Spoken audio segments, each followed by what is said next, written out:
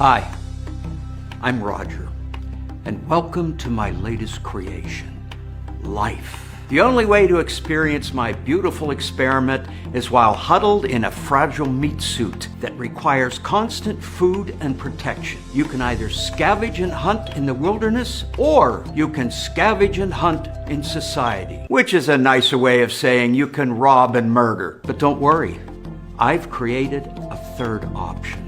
Pages with faces drawn on them. If you have enough of these, you can exchange them for anything. Don't have any of these pages already because your parents were too lazy to inherit and pass along generational wealth? Don't worry. You can still get them just by doing stuff. I call it a job, and you'll need to have one pretty much every single day of your life until your fragile meat suit finally gives up.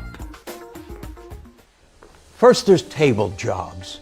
Jobs where you sit at a table. You'll look in front of you and you'll push down at squares for anywhere from 1 to 2/3 of your entire day. It may sound repetitive, but the exact order in which you push these squares can make somebody, not you, an embarrassment of pages with faces. When I finish pushing squares, I drive home and relax by sitting at a different table and pushing the same squares, but in a different order. A well-earned rest. You might think it'd make more sense for you to press those work squares from your house and save a few hours driving from one table to another, and save your crotch from tightening uncomfortable cloth around it every morning. But the people who distribute pages with faces already committed their face pages to paying for a building full of tables. So they're damn well going to make sure you're sitting in it. It's all right. The office is where I socialize and maybe even find love.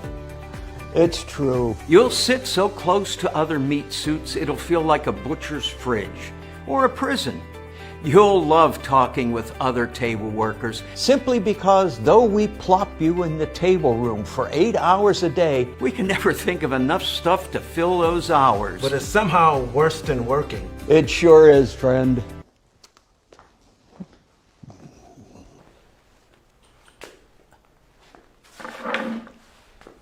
So maybe you'll instead become a blue-collar worker? Member of the working class? What do people like you like to be called? I don't want you to be offended. Why would I be offended? Because we all look down on anthropomorphic labor donkeys for some reason. Hey! What I'm saying is, you can specialize in what I call hand jobs. Hey! Jobs where you work with your hands. These jobs involve selling your body, but not in the fun, lucrative way, just in the low-paying, physically demanding way. At least my job keeps me fit. Muscles grow when you strain them. All other parts of my body will deteriorate though. My neck, my back, my elbows. Damn it if I don't look good doing it. And that's if you don't take a type of hand job that damages you extra. Well, can you offer me any kind of protection from all that? That's with us protecting you. Everyone thought robots would do all the exhausting, dangerous stuff by now. But aren't you relieved that didn't turn out to be the case, and you still have your hand job? If there's any job we'll replace with robots, it's actually...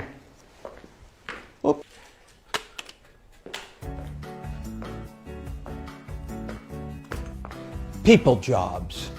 The kind where you deal with people. Maybe you take things from one side of the room and deliver them to the other side, like in a food place. Maybe you touch things with a machine so another machine can add up prices. It's a job so pointless, we increasingly just let customers do it themselves. Hey, I am not that replaceable. Even if the machines and apps we build to replace you aren't as good at the jobs as you are, people will still prefer them to you. Because they're cheaper?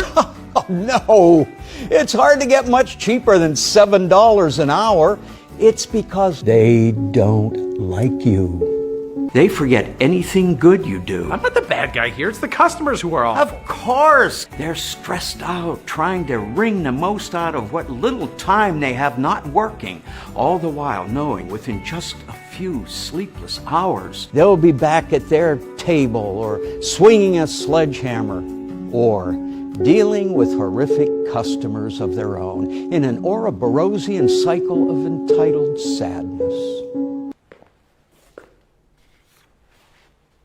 There's got to be more to life than that.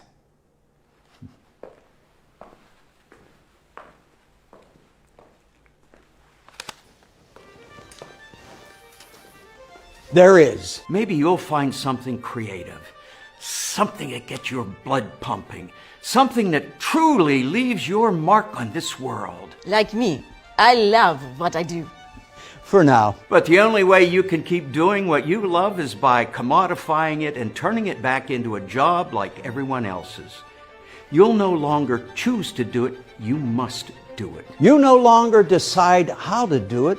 You'll do it the way we tell you. We could hire you to sing songs to kittens while eating peanut butter cups, but give us 2 months, and we'll have you loathing every delightful minute. Well, forget you then.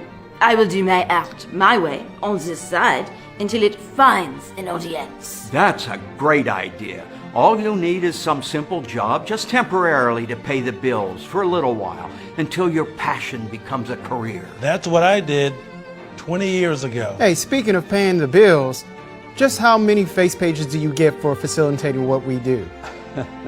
Wow, way more than we give you. It's fair, though, because you're making as much as we let you think you're worth. Otherwise, you'd never agree to work. And like I said before, there are other ways of getting food.